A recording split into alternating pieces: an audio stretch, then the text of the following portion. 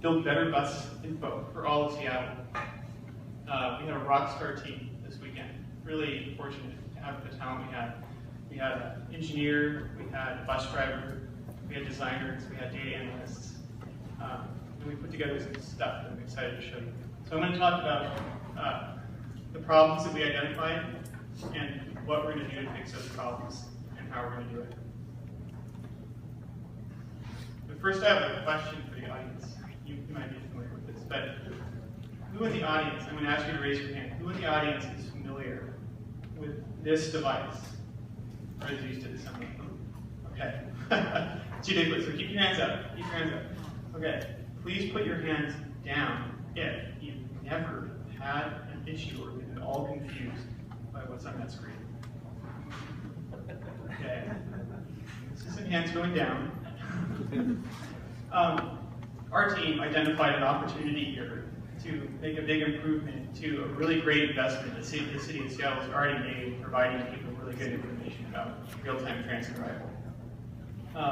We've all had that terrible commute, right? Rainy, you're late for the bus, your bus isn't here for 20 minutes, and it would have been really nice to know what was going on beforehand, or even when your bus is already late, to make a better decision about what you're going to do for your commute.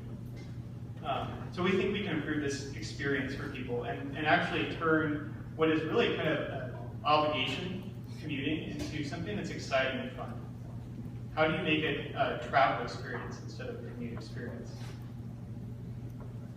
We talked to several folks, over a dozen users over the course of the weekend that were actually in the process of using these signs.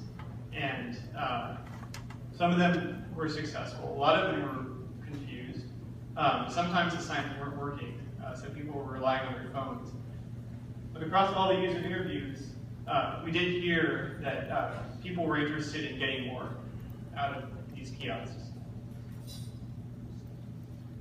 So our observation was that really the kiosks right now are doing a great job of serving expert commuters who know the system like the back of their hand. But it's really not addressing the needs of other populations that might never have used the bus before, or maybe they're not that familiar, and better information will let them feel a little bit more comfortable taking the bus to where they need to go. How do we turn annoyed commuters into super happy Sanders commuters? Here's our design. We've improved the interface at the kiosks along Third Avenue with consolidated route information. Arrival times are organized by route, so they're very quick to find. They're at the top of the screen, so they're highly visible.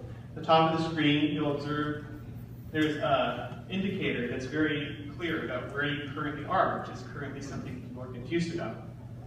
We've also included a map to help people locate themselves in their context.